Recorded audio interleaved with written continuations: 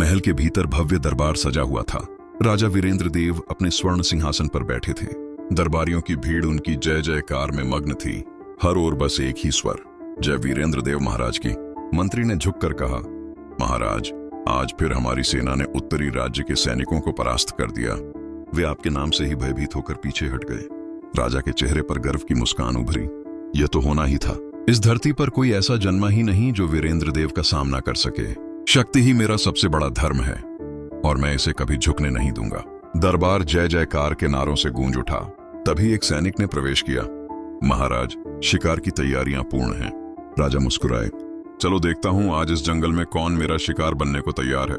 राजा अपने सैनिकों संग घोड़े पर सवार होकर घने जंगल की ओर निकले। अचानक उन्हें एक थका हुआ साधु दिखाई दिया जो पेड़ के नीचे बैठा प्यास से व्याकुल था। राजन, क्या मुझे थोड़ा जल मिल सकता है? राजा ठाका मारते हुए बोले। बुढ़े, मैं यहाँ कोई दान पुण्य करने नहीं आया। अगर प्यास लगी है तो खुद पानी ढूंढ ले। सैनिक हंसने लगे, पर साधु की आंखों में स्थिर शांति थी। राजन, अहंकार मनुष्य को अंधा कर देता है। जिस शक्ति पर तुम्हें गर्व है वही एक दिन तुम्हारे वंश की सबसे बड़ी परीक्षा बनेगी। राजा क्रोधित होकर बोले, मेरी शक्ति की बराबरी कोई नहीं कर सकता। साधु ने आंखें मूंद ली और मंत्र जपने लगा। राजन, मैं तुम्हें श्राप देता हूं। तेरे 3 पुत्र होंगे जो असाधारण शक्तियों के साथ जन्म लेंगे, पर वही शक्तियां एक दिन तेरे वंश के लिए अभिशाप बनेंगी। राजा हंस पड़ा। मूर्ख साधु, यह तो वरदान है। पर साधु शांत स्वर में बोला, समय ही सच्चाई बताएगा। और साधु धुएं की लहर में विलीन हो गया। समय बीत गया। महल उत्सव से जगमगा उठा। रानी मधुलता ने एक साथ 3 पुत्रों को जन्म दिया, अर्णव, विहान और तरंग। राजा गर्व से बोले, यह मेरे राज्य के स्वर्ण युग की शुरुआत है। पर तभी अचानक आसमान में गहरी गर्जना हुई। तेज आंधी चली और बिजली की लपटें महल के ऊपर गिरी। दरबारी भयभीत हो उठे। महाराज, यह कैसा संकेत है? राजा बोले, यह ब्रह्मांड मेरे पुत्रों की शक्ति का स्वागत कर रहा है। वर्ष बीतते गए।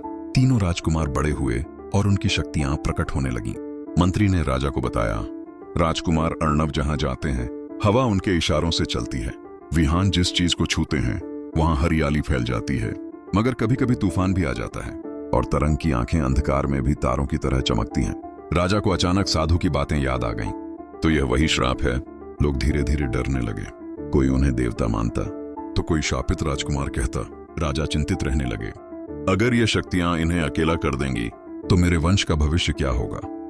राजा ने निर्णय लिया, मेरे पुत्रों को विवाह करना चाहिए ताकि उनका अकेलापन मिटे। मंत्री ने अनेक राज्यों में प्रस्ताव भेजे, पर हर कोई इनकार कर देता। महाराज, सब कहते हैं आपके पुत्र अलौकिक हैं, उनसे विवाह करना मृत्यु को आमंत्रण देने जैसा है। राजा क्रोधित हुए, फिर बोले, शायद यही वह समय है जब मुझे उस साधु से क्षमा मांगनी चाहिए। राजा अकेले उसी जंगल में पहुंचे।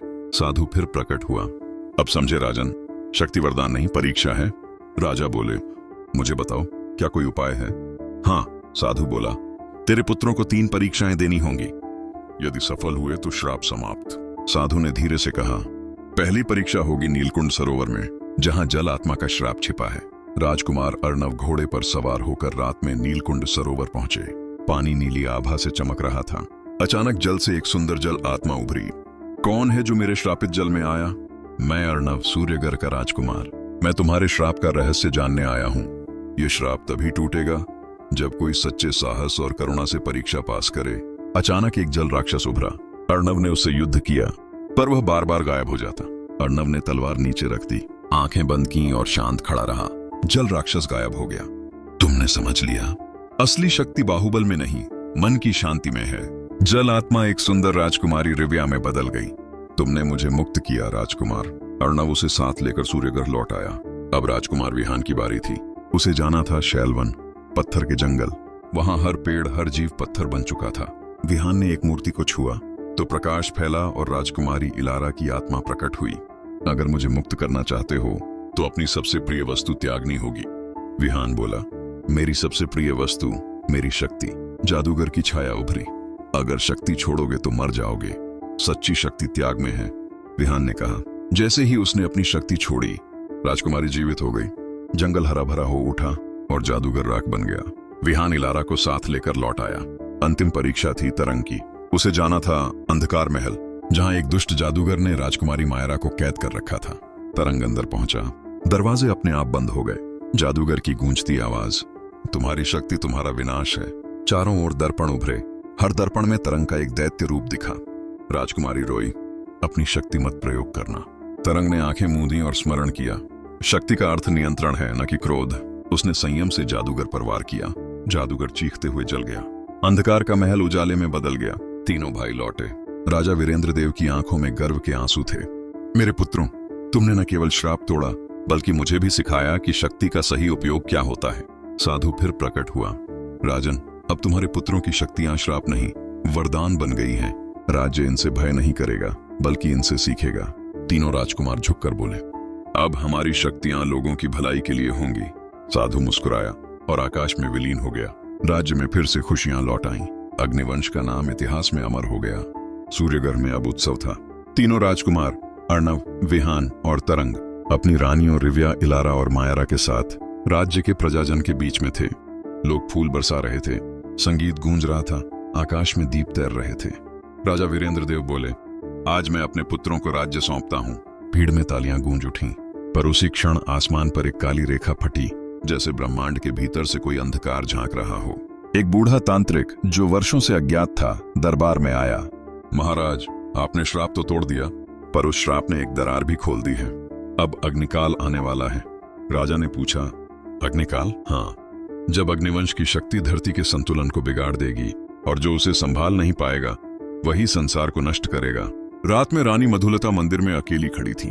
पुरोहित ने एक प्राचीन शिला उनके सामने रखी। रानी, इस शिला में वो भविष्यवाणी है जो साधु ने श्राप के दिन कही थी, पर राजा को कभी बताई नहीं गई।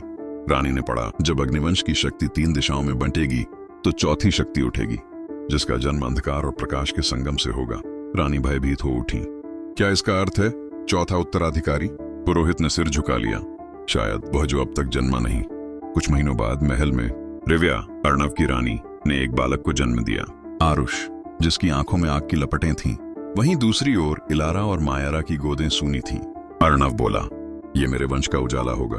पर साधु के आखिरी शब्द अब सच लगने लगे। 3 परीक्षाओं के बाद चौथा जन्म नई परीक्षा बनेगा। रात को आरुष के कमरे में रोशनी बुझी। बालक हवा में उठ गया। दीवारों पर अग्निचिह्न बन गए। तरंग दौड़ा आया। भाई, ये क्या हो रहा है? रिव्या रोई, मैंने तो बस उसका नाम लिया था और सब जल उठा। राज्य में अफवाह फैल गई। राजकुमार आरुष देवता नहीं, प्रलय का पुत्र है। सालों बाद तीनों भाई अब राजा बन चुके थे, पर राज्य 3 हिस्सों में बंट चुका था। पूर्व सूर्यगर अर्णव, दक्षिण गंधर्वगर विहान और उत्तर शैलवन तरंग। संधियां टूटी, मन में ईर्ष्या पनपी। एक सभा में अर्णव बोला, मेरे पुत्र आरुष को अग्निवंश का उत्तराधिकारी घोषित किया जाए। तरंग ने विरोध किया, वो बच्चा असंतुलन की शक्ति है, जिस दिन वो जागा आग पृथ्वी को निगल जाएगी। विहान ने शांति से कहा, हम सबकी शक्ति मिलकर उसे संभाल सकती है। पर देर हो चुकी थी। आरुष के भीतर की ज्वाला फूट पड़ी।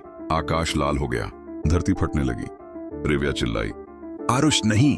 आरुष की आंखों से आग निकली। राजमहल का अर्धभाग जल उठा। राज्य फिर अंधकार में डूब गया। तीनों राजकुमार एक साथ खड़े हुए। अब हमें आखिरी परीक्षा देनी होगी, अपने ही रक्त से। साधु की आत्मा प्रकट हुई। ये वही चौथी परीक्षा है जिसे समय भी नहीं रोक सका। अगर प्रेम जीवित रहा तो अग्निकाल शांत होगा। तीनों भाई ने मिलकर अपनी शक्तियां आरुष पर केंद्रित की। वायु, पृथ्वी और प्रकाश की ऊर्जा आग से टकराई। आरुष चीख उठा, पिताजी मुझे बचाइए। अर्णव की आंखों से आंसू गिरे। तू मेरा पुत्र ही नहीं, मेरा दर्प भी है। वह आगे बढ़ा और अपनी शक्ति त्याग दी। आग शांत हो गई। आरुष की आंखें अब सुनहरी थीं। अंधकार मिट गया। सालों बाद सूर्यगर्भ फिर से जगमगा उठा। तीनों राजाओं ने अपना राज्य एक कर दिया। अग्निलोक नाम रखा गया। आरुष अब बुद्धिमान और शांत स्वभाव का राजकुमार बन चुका था। वह बोला, मेरे पिता ने सिखाया कि शक्ति का अर्थ नियंत्रण है, शासन नहीं। साधु की आत्मा अंतिम बार प्रकट हुई। अब अग्निवंश की अगली पीढ़ी को परीक्षा नहीं, ज्ञान विरासत में मिलेगा। और वह आकाश में विलीन हो गया। राज्य में दीप प्रज्वलित हुए, गीत गूंजे और इतिहास ने लिखा, अग्निवंश जिसने शक्ति को श्राप से वरदान बनाया, वही अग्निवंश जिसने अग्निकाल को भी शांत किया। समय रुकता नहीं, पर कहानियां फिर लौट आती हैं। सब्सक्राइब करो स्टोरीज ऑन इंडिया।